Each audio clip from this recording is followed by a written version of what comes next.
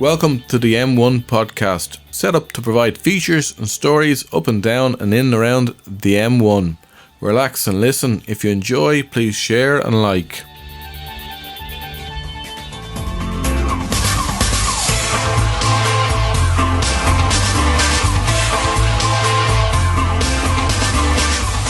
That is the theme tune to The Bill, which if you are of certain age, you'll remember was a great policing drama. And policing dramas were have been a constant on our TV screens over the decades. But what's it like to be involved in policing? Or more specifically, what's it like to be a Garda in Ireland? Are our streets safe? Has criminality got out of control? I spoke to former Assistant Garda Commissioner Jack Nolan, who retired in 2017, about the work. Prior to that, he was responsible for policing of all of Dublin, and since his retirement, he's been involved in various community safety initiatives in the Coolock and Darndale areas, which have come to the fore in terms of law and disorder recently. So I spoke to him on a wide range of aspects of crime. Have a listen.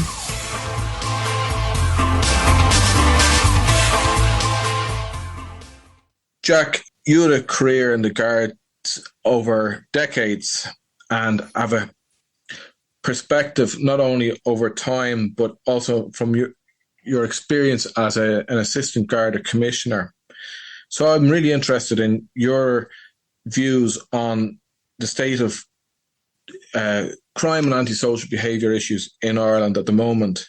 Because say this time last year, the current Minister for Justice, she got a lot of criticism when she declared that she believed Dublin was a safe city. What's your own view? I recall that some of those comments about the minister, and I suppose it's only fair to say that a Minister for Justice in any jurisdiction has a pretty tough job, and anything that happens, anything that goes wrong, and the nature of society usually means that there are outrages, there are serious crimes, there are murders, and indeed in modern society, riots seem to be regular occurrences all across Europe and indeed worldwide. And indeed, I suppose the last 12 months has seen Ireland experiencing, and Dublin in particular, experience some of those same issues. Was the Minister for Justice fairly criticised? I think some of the criticism that is levied at government ministers in any department generally is over the top. As I said, being Minister for Justice, tough job in a tough area, I think the minister was fairly accurate when she said Dublin is a relatively safe city. If you look at most European or world crime indices, Ireland and indeed Dublin features pretty much in the mid to lower part of the table as regards indices of safety and criminality. And how, in terms of crime trends, numbers of crimes reported, is it getting worse, or is it static, or is crime going down? What's going on? Well, I suppose, Garrett, again, the whole area of crime statistics depends on interpretation and depends on how they are classified. Ireland traditionally has been, as I said already, a very low crime area. However, modern recording techniques, new categories of crime, etc., they all assist in moving the crime indices upwards. And if you go back to my policing experience started in the 1970s, and all recording was by pen and paper in those days, and we moved on through the whole era of computerization and modernization, and right up to today, where there are newer categories of crime coming on the scene, much of it fueled by the internet, much of it fueled by online crime. And indeed, I recall the Garda Commissioner talking about increases in online fraud in the recent past. So crime evolves, crime mutates. But one thing remains constant. That is, there is always a criminal fraternity behind crimes. Criminals follow crimes that generate profit and generate income generally for themselves. That's in the whole sphere of economic crime and fraud, etc. So, is crime increasing?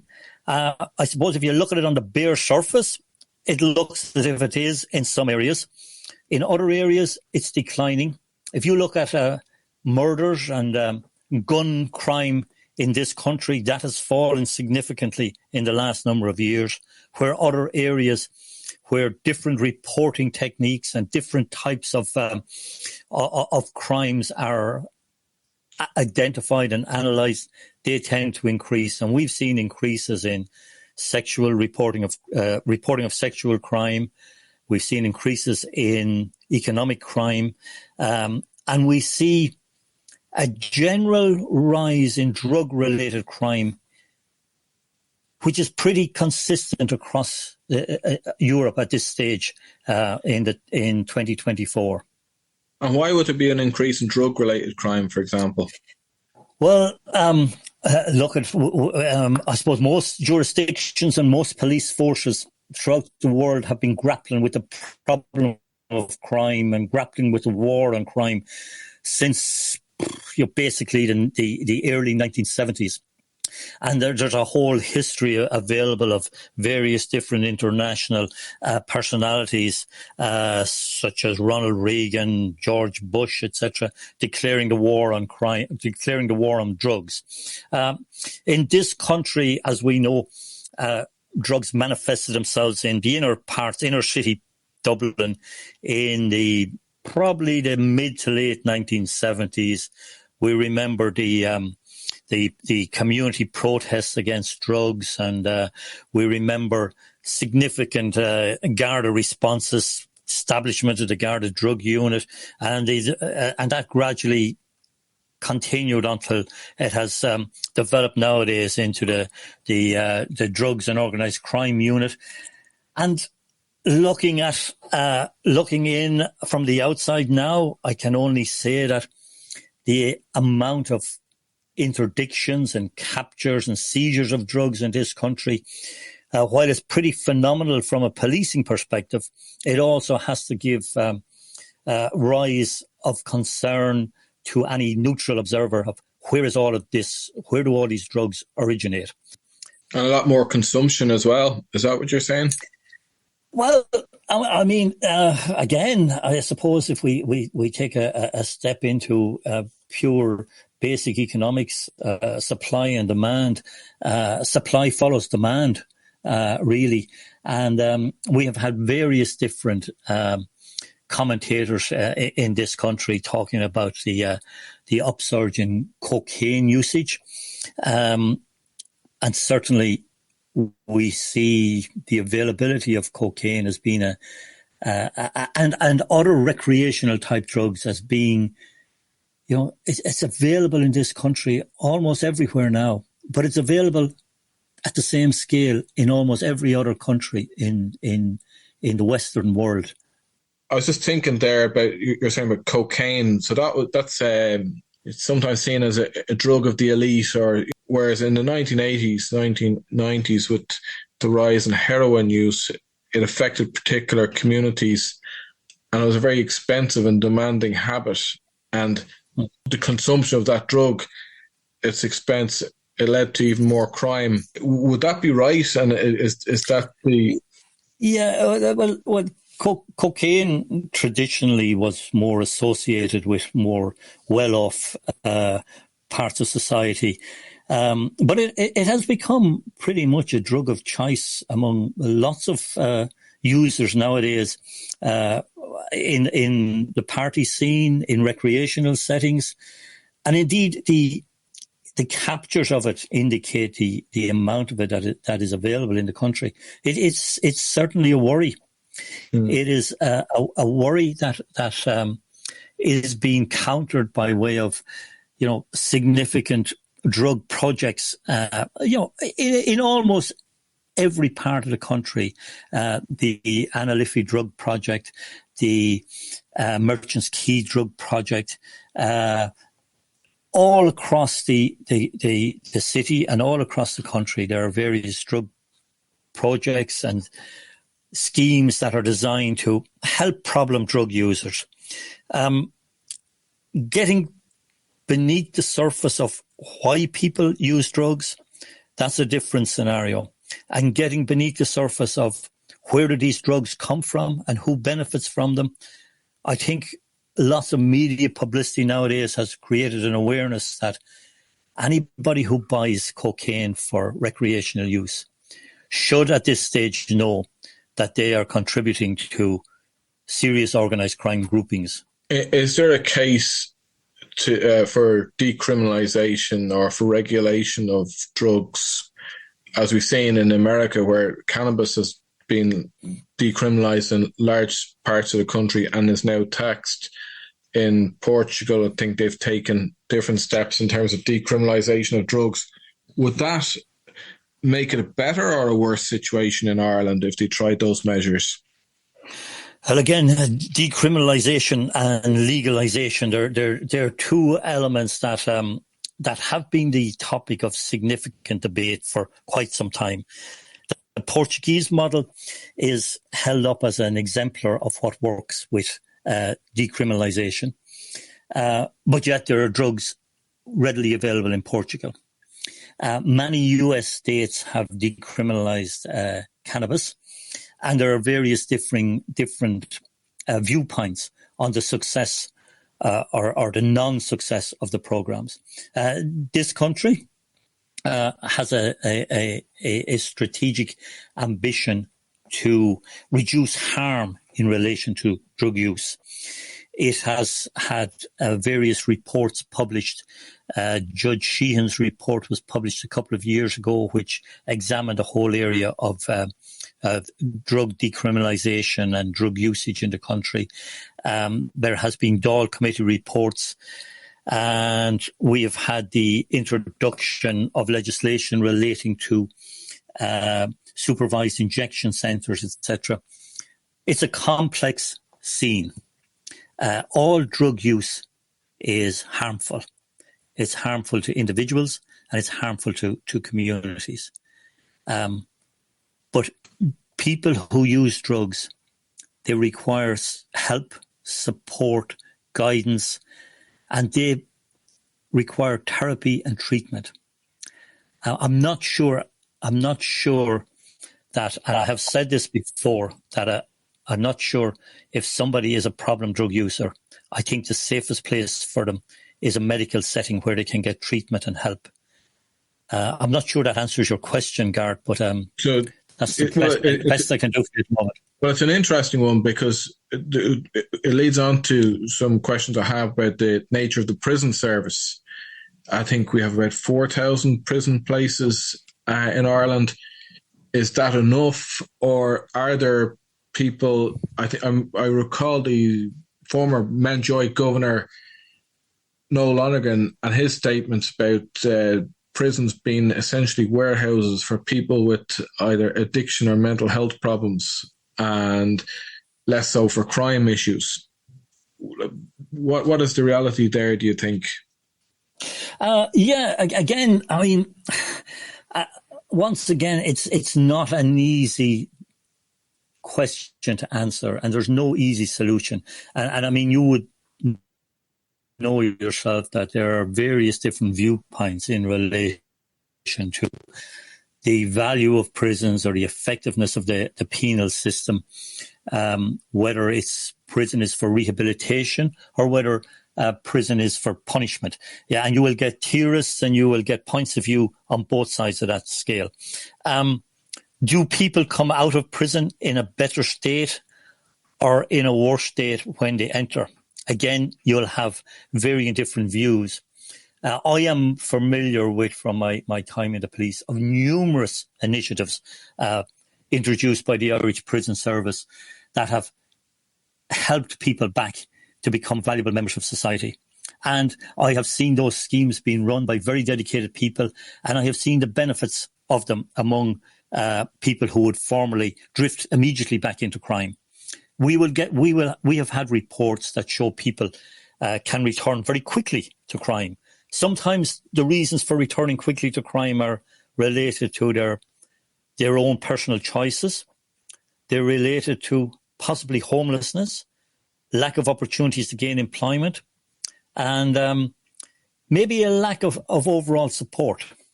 But on the other side of the coin, there are people who have successfully transitioned out of the prison system, back into society, and indeed some of them have come back working with communities to a great effect. And I currently do some work in the Darndale, Coolock area in Dublin, and I see individuals who are hugely positive, both in the drug treatment and rehabilitation areas and in the community activity and support areas.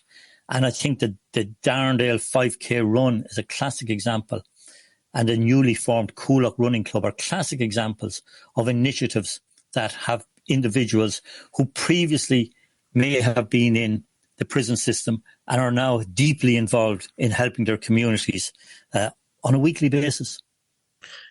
So that's interesting. That's a good example of building a community cohesion.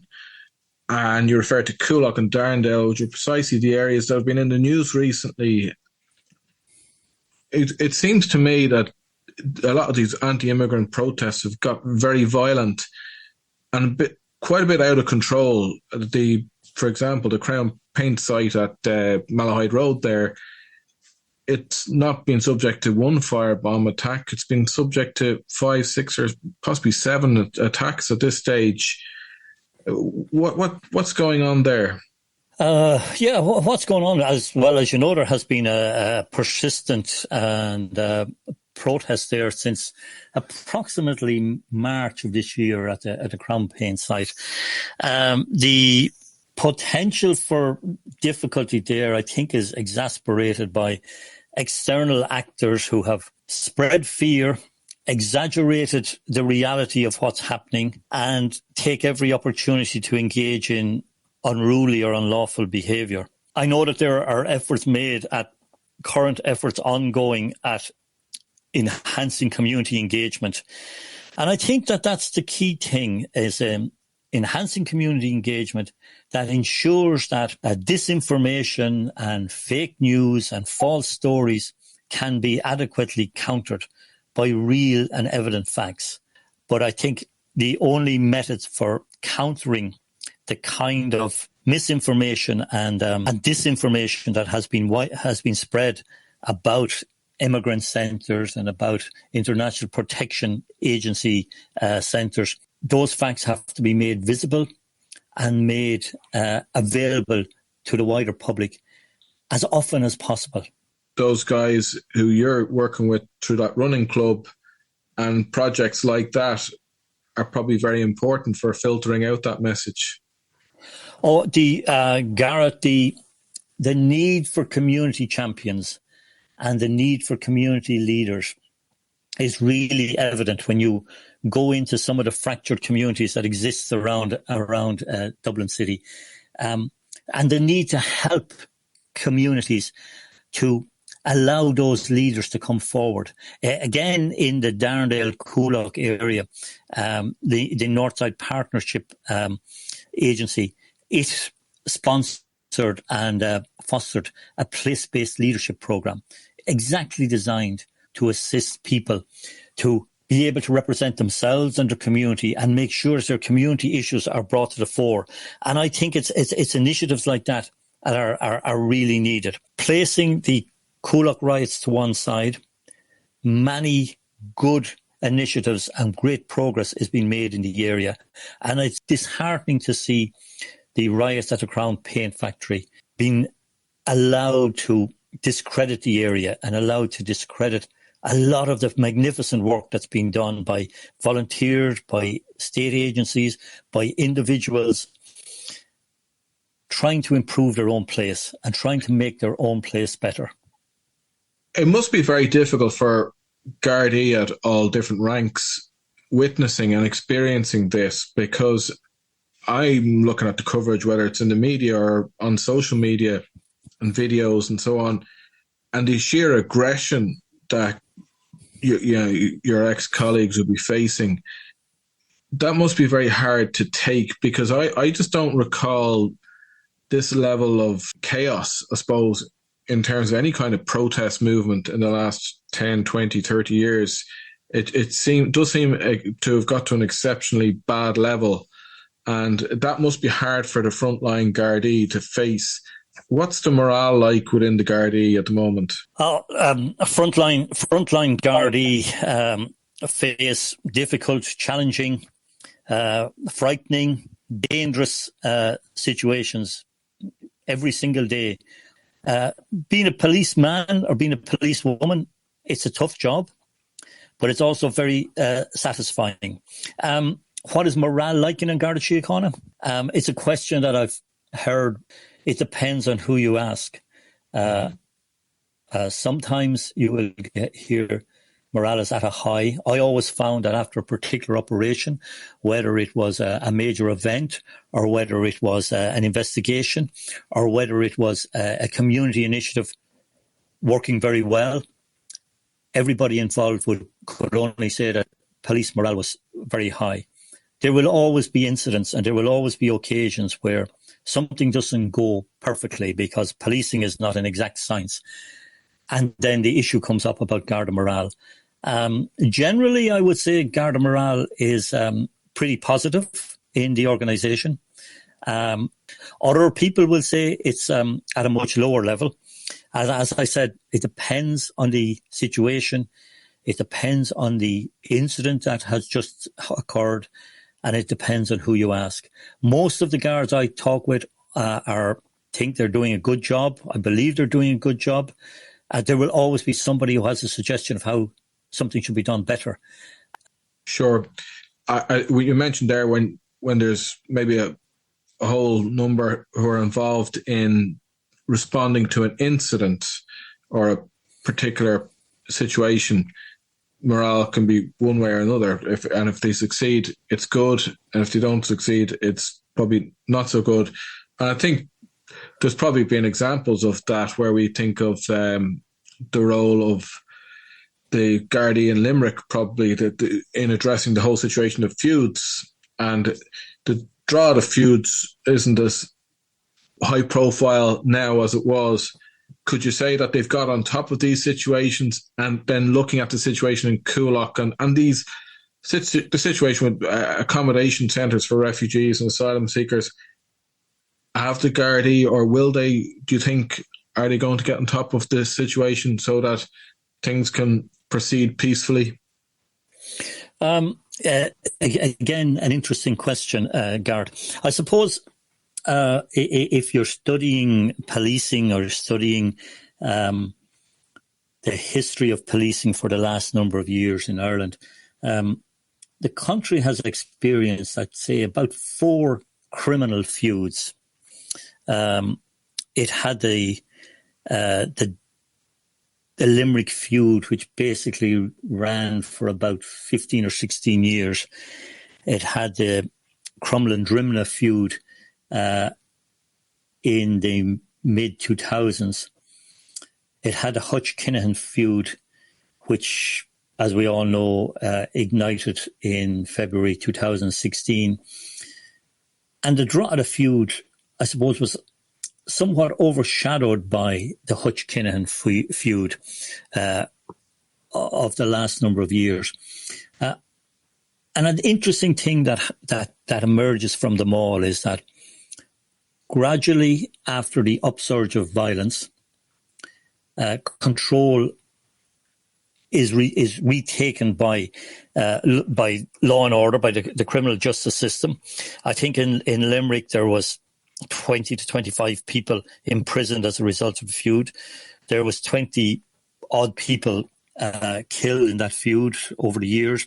Some very horrific, innocent tragedies occurred during that feud as well. I think in the Hutch-Kinahan feud we saw the exposure of the nature and the size and the scale of what a transnational organised crime group could, and its gradual dismantling since 2016, and when many of the initiatives put in place at that time, and it was said both by myself and other people it would take some time for those initiatives to take effect, and they have. And we see up to very recent times members of organised crime groups getting imprisoned. As you know, the report by Vivian Gearden on the Drogheda area and what was required in the area. Vivian Gearden, the former director of the probation service, it set out a number of recommendations, the establishment of a board, and all of that has been put into effect. And there has been imprisonments. There was horrific incidents during that feud, but many of the actors are now off the scene as well. And as I have said at other occasions, the green shoots of progress are visible. The nurturing of those green shoots is the key challenge now. And I would say the maintenance and the nurturing of the progress must be maintained, because communities need support. What about crime at a different level? We don't see so many bank robberies or post office robberies as we did in maybe the 1980s or 1970s even. But you hear a lot of scams and frauds that happen online. Do the guards respond to that kind of thing? And what's that like? Yeah, you're right. I suppose in Ireland, we're lucky in certain respects that we have a national police force and we have a national economic crime bureau. Other police forces in neighbouring jurisdictions have that facility scattered through a number of different areas. The nature of online crime is eclectic. It alternates very quickly. Criminals move at incredible speed. We have seen the whole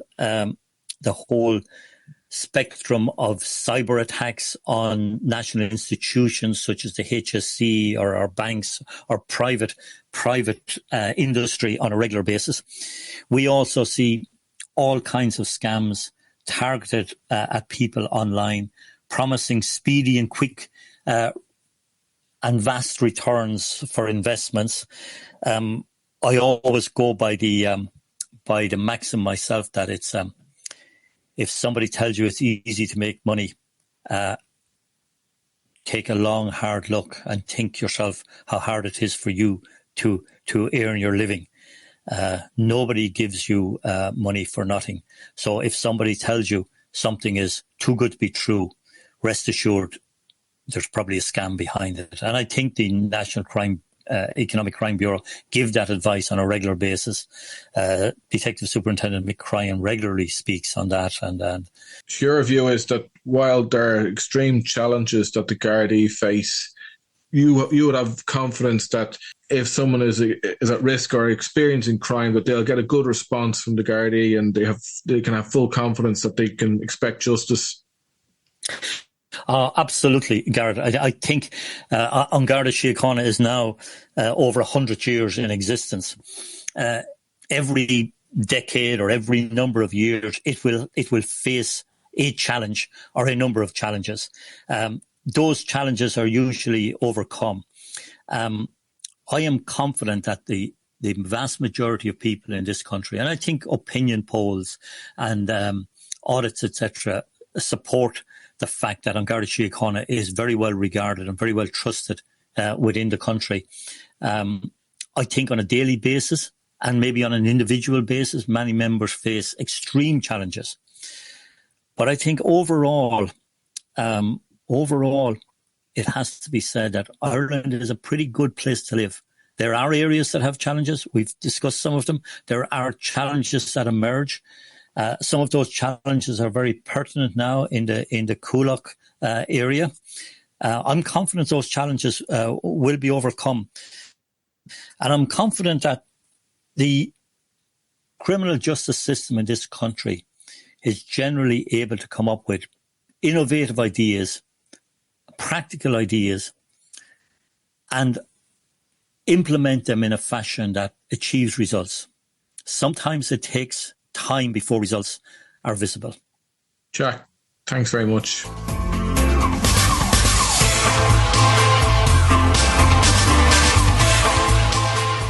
Crime can be perceived beyond the increase, but that can be because of increased reporting, which is evidence of public confidence in the policing system. We have more drug crimes, less murders. We have the Dublin riots, the Coolock riots. However, Jack is confident that the Gardai will handle it, and furthermore, he does say, even after all this that we've seen over recent weeks and months, being a Garda is a tough job, but it's a good job. Would you be a Garda?